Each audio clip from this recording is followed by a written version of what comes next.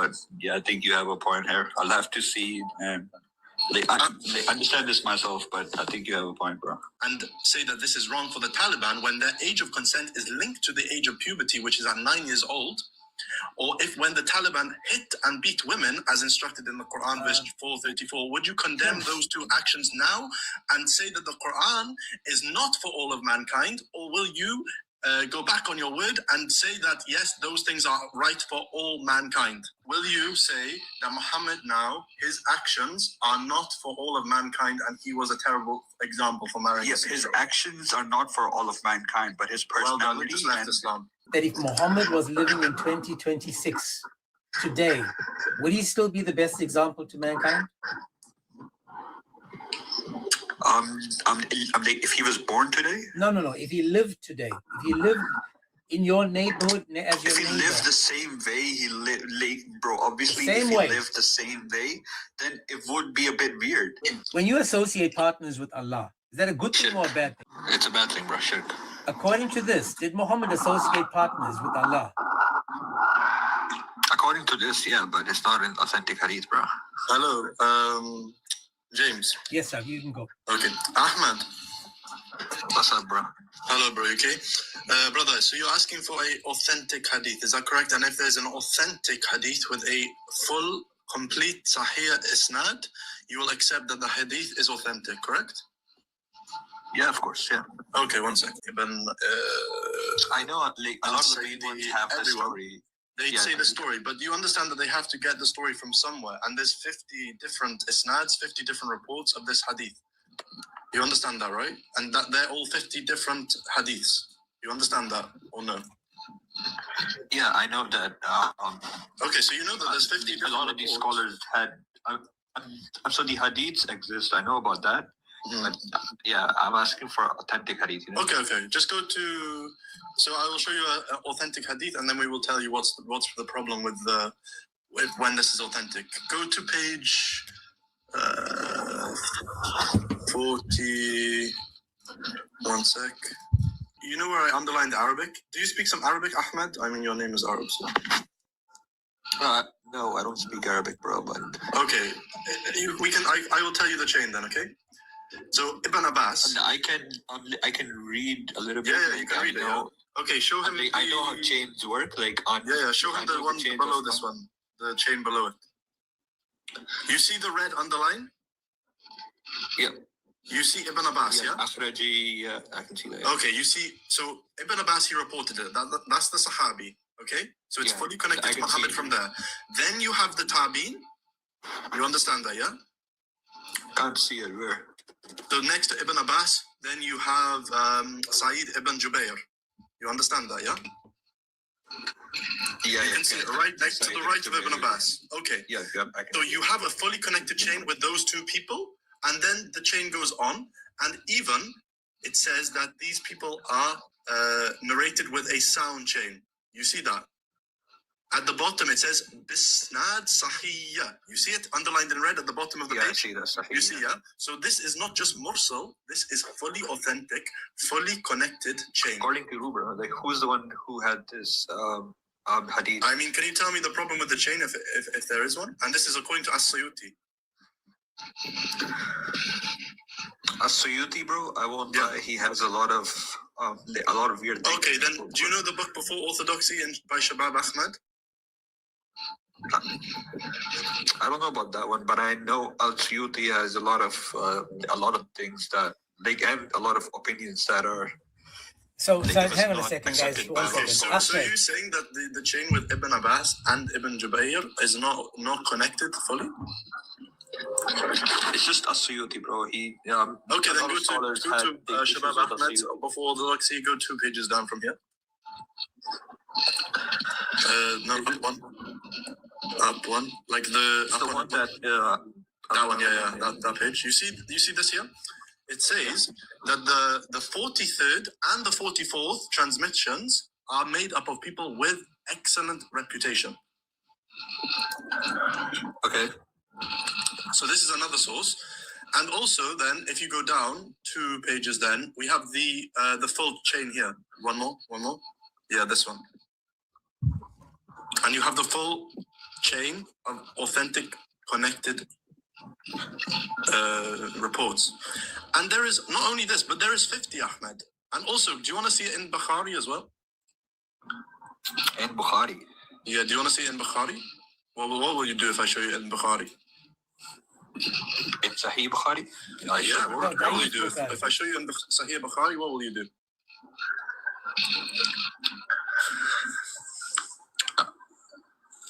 I think maybe there's a high chance that it's true then, bro. Okay.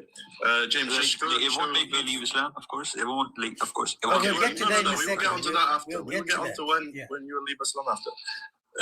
James, can you just show him the page so he knows that we're being truthful on the, so it's page 48. If you go down a bit more. Just show him the start of it. One more. Yeah, that one here, that page there. So this is in this book here. You see it says Sahih al-Bukhari volume 6. And you see there it says Arabic to English. You see that, yeah? Yeah. Okay, then show him the page. You said you speak some Arabic, correct? Just show him the Arabic for me. You see here it says Bismillah ar-Rahman ar-Rahim. And then it translated to in the name of Allah, the most gracious, the most merciful. You see that, yeah? Yeah, I see that, yeah. And you see the hadith above it, and you see how it translates it into English on the left. You see it? Yeah. Okay, do you notice anything about this specific hadith that is suspicious? Yeah, no English, yeah. Okay, do you want to know why they don't translate the English? It's the verses. Here we go. Now turn to the other side of the page for me. Is it an actual hadith or? Yeah, I'm gonna translate. Don't worry. Look, I'm gonna translate word by word for you. You see, guys? Oh my gosh! And I'm gonna show you also Albani. He's lying to you as well. I'm gonna show you after. So look what it says. Shaitan, he throws into his speech. Shaitan, he put it on Muhammad's tongue, and Allah, he nullifies whatever Shaitan he throws in. Oh my gosh, it's in Sahih al-Bukhari. So, James, I want you to show him how the scholars, they're lying to Ahmed. I want to show you how Albani, he lies to you. Go 2 pages up for me, James. Yeah. So just show the screen, show the page number. The page, yeah. So you see the bottom part, it says Sahih al-Sirah al-Nabawiyya by Sheikh al-Albani. Yeah. Okay, scroll down, James. Okay, sorry guys, that's why I can just zoom out a bit. Sorry, man. Down. Is it in the Sirah or is Sahih al-Sirah al-Nabawiyya by Sheikh al-Albani. And it's page 206. Actually, so it's not in Sahih Bukhari, it's in Sirah, right? No, I'm just showing you here. No, the one I showed you before was in Bukhari, but this one I'm showing you how the scholars, they lie to you. So zoom in now, James, on the bottom, on the Arabic as well. So you see... Sorry, I cut out. Can you hear me? Yeah, we got it. Okay, so do you see here, it says Al-Qasa fi as-Sahiyya. You understand what is Al-Qasa? The story, you understand, is in as-Sahiyya. When he says as-Sahiyya like this, it means Al-Bukhari. You understand that, yeah? Yeah. But what does he say? So look to the left a bit, James, for me. So the English translates. The yellow part I'm translating now, word by word. You can check this after if you want. So it says, and indeed we preferred to turn away from mentioning it entirely so that no one hears it and places it in proper places, except that it is already in Bukhari. The story is already in Bukhari. Oh no, what are we going to do? The Ummah is falling. What are we going to do? Oh no! So let's just go, guys. We're gonna have the apostates. We're gonna have to kill them all. Let's go, Prince. Just 1 second. So I just want to get to Ahmed now. Ahmed, my brother. Remember what you said? 1 second. What's the page for the Sahih Bukhari? What's the volume and the book number and all that? For Bukhari, if you go to Sahih Bukhari, I'd like to check that after this. No worries. Sahih Bukhari, volume 6. Do you want the link, Ahmed? Follow me, bro. I will send you the link to the book. Is there like a... Yeah, wait. Just wait 1 second. I'm going to send you the link. Like some hadith number or anything like that? Wait. I'm going to send you the link to the book. Ahmed, when you're speaking, I just want to make sure with something that you got to get this straight. When you're speaking, you sound like as if the chapter, this verse came down and it was abrogated straight away. Can you search up on your end, online, when did Surah An-Najm come down? Can you just search that up online quickly? Bro, I'm too lazy to go down to the exact, but it says around 614. Oh. 614. Okay. So can you now wait 1 sec? Can you search up now? When did Surah Al-Hajj come down? So it came out in 622. Okay, so you said 614 and then 622, correct? So that would mean that these verses were not abrogated for 8 years, and then you have to plus on to those 8 years the 6 months that he was under the influence of the shaitan with black magic. So for 8.5 years in total, Muhammad was under the influence of black magic, and for 8 whole years, the Muslims were praying to 3 pagan moon goddesses. So where was Allah during these periods? 8 years, you mean? No, bro. So You just wait, do the maths. Hang on. in the story of the satanic verses, it says that after the angel came to him, so he fixed it, right? Yeah. Okay. When did he come to him though? Because these verses weren't abrogated until Allah he put into the Quran that they were abrogated, correct?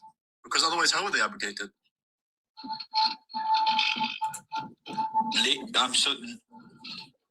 Is it saying in the story itself that he came 8 years later or anything like that? 1 sec. Hold on. Let's just do the maths. Let's break this down slowly. In the story, it makes it seem as if the angel just came down quickly. However, we know that the story was abrogated in chapter 22, verse number 52. That is Surah Al-Hajj. Why is this 8 years later? So that means that the story of the Gharanik was in chapter 53, verse number 19, 20. It was in 53, 21, and 22 for 8 years until Allah he abrogated it in Surah Al-Hajj. That's 8 whole years Muslims were praying to 3 pagan moon goddesses. Do you understand that they are committing shirk for 8 years? Where was Allah during this 8-year period? If that was true, we would have so many hadiths about it, bro. Brother, what do you mean? It's in your hadith. I've given you 50 chains of narration. Instead of denying, Ahmed, why don't you say this? Why don't you say this? Because if I said to you, right, say you had a job, say you were looking for, say you have a business, and you ask me to tell you about myself. I'm going to tell you about myself, and then I want you to tell me if you'll give me a job, right? Now, be honest about this. Let's just say that you want, I'll give you. You say to me, can you tell me about yourself? I say to you, well, I was in this cave once, and I was squeezed by this thing. Didn't know what it was. I was so petrified. I ran home to my wife, and I said, cover me, cover me. Another time I was in the cave, and this thing came back, and what I tried several times to do is throw myself from the top of the highest point. Several times, I tried to unalive myself. Not only that, I was, also bewitched by the devil for a long period of time. I was also speaking satanic words. Satan was on my tongue for about 8 years. My God said he'd protect me. He didn't protect me for 8 years, plus the time I was bewitched. Can I please get the job? What do you think you do? Would you give me the job, or would you say, oh, hell no, there's something mentally wrong with the guy? Yeah, of course you say it like that, bro. But okay, so don't but. Just 1 second. Don't but just yet. Notice what you did. You used common sense and logic to realize that the person is not trustworthy. Not trustworthy. Yet, you Muslims ignore everything that is presented by the Quran, Hadith, tafsirs, explanations, and go, this is the best example to mankind. The same guy that doesn't know the difference between a devil or an angel, you wouldn't trust him with your job at your company, but you are trusting him with your salvation. You're trusting him with your God and your religion. All I'm asking you to do now is ask yourself this question now. If the same guy that I just described to you said, follow me, I'll take you to Allah. In 2026, if I told you that I went through all of the same things, I was squeezed in a cave, tried to unalive myself, I married a 6-year-old, slept with her at 9, I was bewitched, I spoke satanic verses for almost 8 years. Follow me, I'll take you guys to Allah. Would you trust me? And you stole your son's wife as well. Would you trust me, Ahmed? Be honest. No, say no, I wouldn't. What do you mean it depends? I don't think you're being honest. Well, tell me, it depends on what? Depends on what? The thing is, you're only saying the stuff that personally. seems bad and then ignoring all the context, right? So watch this then. Let me give you another example. I go out and I feed 10,000 people a day. I build homes for 10,000 people a day. But every night I come home and I sleep with a 6-year-old, a 9-year-old. Do we ignore the fact that I was sleeping with a 9-year-old because I was feeding 10,000 people? Does that make me a good person because I'm doing all these wonderful things, but in the home I'm penetrating a child? Do you ignore that for the better? Bro, obviously, like at this age and time, it would be like it's not accepted, you know. It's At any age and time, at any point in time, do you think You can't use that excuse as well. It's okay. It's okay. Let's just say 2,000 years ago. Say 2,000 years ago, there was this guy that was feeding thousands and thousands of people. But every night he went home and he slept with a child. 2,000 years ago, a little girl that couldn't defend herself, that she wasn't old enough to even have a say or have a mind or even start school. Do you think that they would respect him back then? I mean, the thing is, at that time, it was not that insane, you know? So let's go again. According to the Quran, according to the Hadith says that Fatima was older than Aisha. And when Abu Bakr wanted to marry her, Muhammad said, she's too young. But she was older than Aisha. So tell me again, how was times different back then when we can still see that Muhammad knew that a 12-year-old was too young? Jesus said 600 years earlier, talking about a 12-year-old, he called her little girl.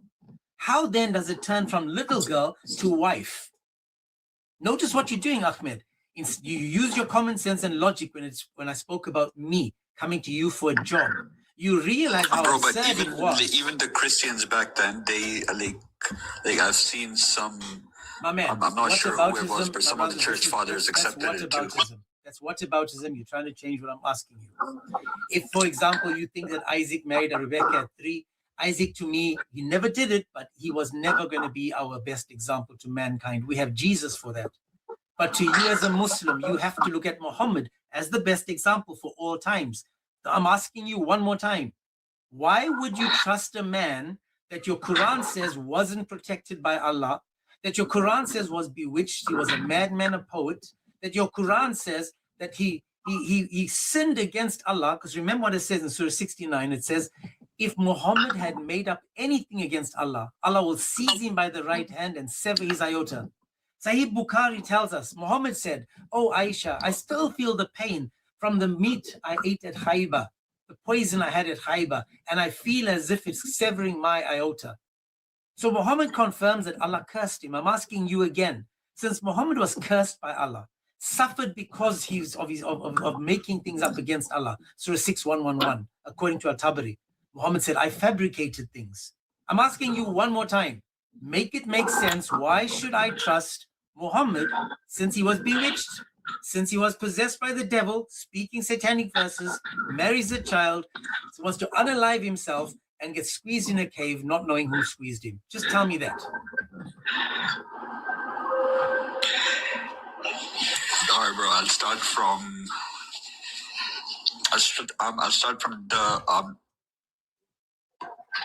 the verses, right? So yeah, after he said those verses, it got fixed by the angel Gabriel, right? Allah sent the angel Gabriel to fix the verses.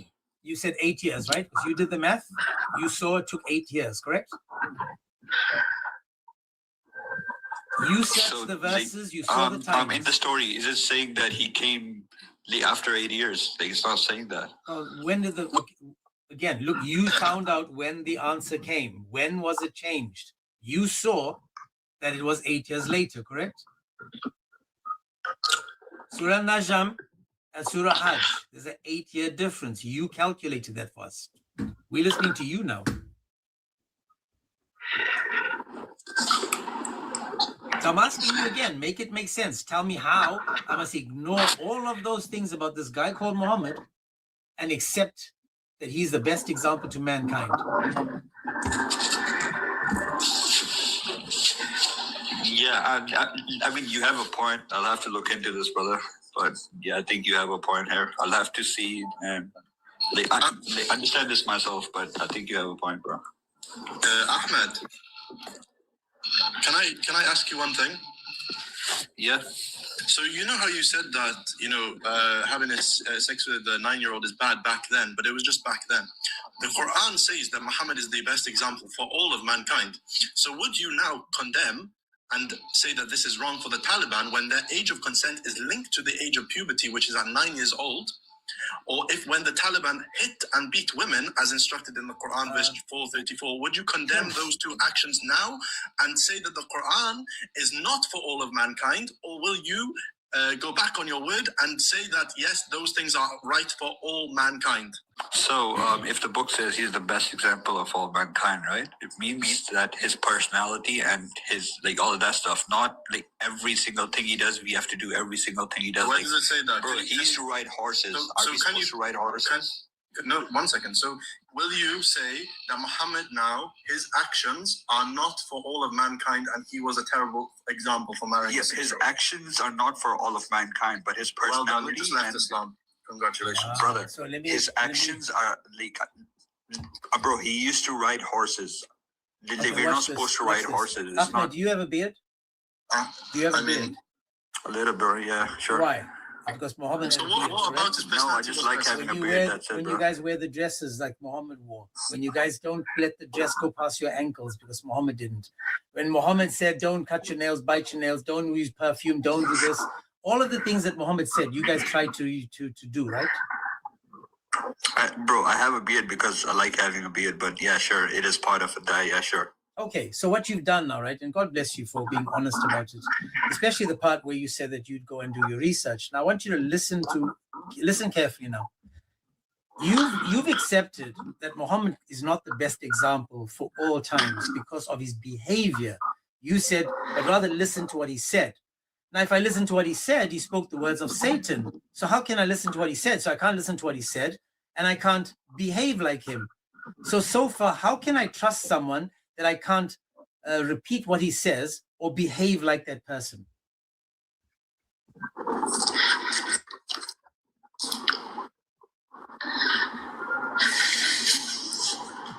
Yeah, so if it says he's the best example, it's about his personality, bro, not about everything he does or everything he's going through. We're not supposed to. I got you. No, but listen, my man, I don't want to put you on the spot. Just live in those huts that he used to live in, Well, this is why the Muslims are still, my brother. This is why the Muslims have to sit and drink water and stuff. If you say that what's his name, Jesus is the best example, it doesn't mean you're supposed to be a carpenter. It doesn't mean that, right? It means his personality, the way he cared for people, right? That's all. It just means that. Let's take that now. The way he cared for people.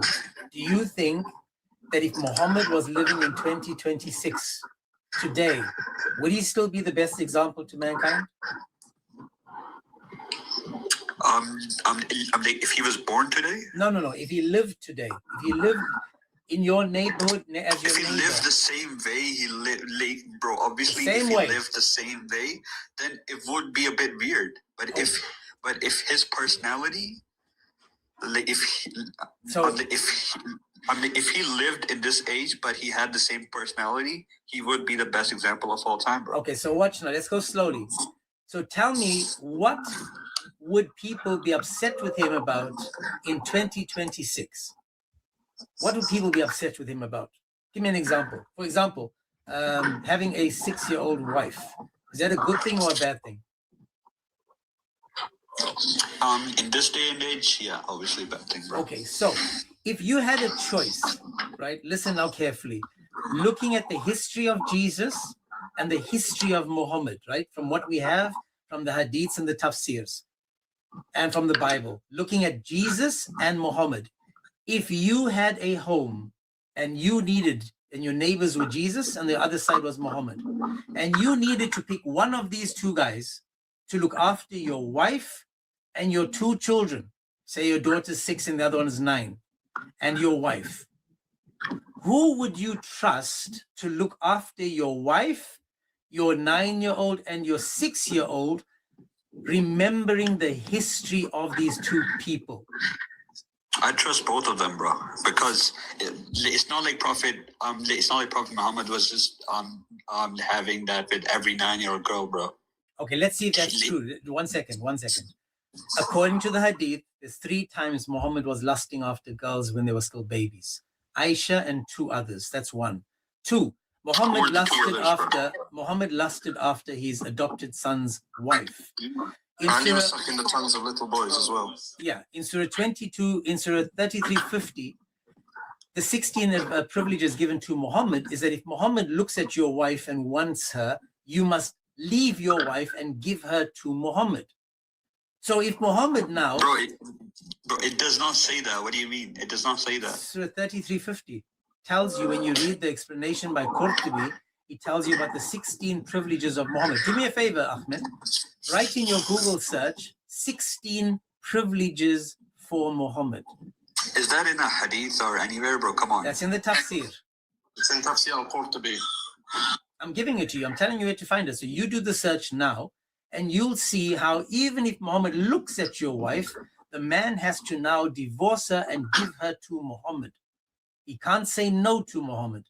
This is what happened to... And it gives you the example of Zayd and Zainab. When Muhammad looked at his adopted son's wife, Zayd had to divorce her so that Muhammad, could have her. So do me a favor and look at that. But now I'm asking you again, knowing that Muhammad has all these... That's not exactly how it happened, but okay. That's fine, but you can read the 16 privileges. But that's not my point. My point again is, I know that I would choose Jesus because he shows that the way he lived 2,000 years ago, he can still live like that today in the town I live in, because nothing he said or did went against morals, society. Maybe there's their fleshly desires, yes, because he said, for example, you shall not commit adultery. But Muhammad was like, of course you can commit adultery, it's fine, as long as it's decreed by Allah, Surah 4:24. Now again, I would still have Jesus as my neighbor because I can trust Jesus. I can't trust Muhammad. Because Muhammad has a tendency of, for example, when he raids a village, he takes the most beautiful woman for himself. That's 1. Not only that, when Muhammad desires woman, he can marry as many as he wants because Allah said that 4 is just for the normal man. And you can't say no to Muhammad because if you say no to Muhammad, you're saying no to Allah. You have to obey all that Muhammad says and all that Allah says. So again, I'm asking you one more time. Would you want Jesus or Muhammad to look after your wife and your 2 children? Bro, I'll have to have some own research of mine and see to this. But yeah, you have some good points. But yeah, I will look into it. Okay. That's all we asking, my brother. That's all we asking. And I hope you do the research because we do this so that you can also open your eyes, my man. Sorry, Prince. All right, thank you, Ahmed. Thank you. All right, no worries, guys. All right, see you guys. Take care, my man. God bless you. Welcome back, huh? Anytime. God bless. All right, okay. All right. Cheers.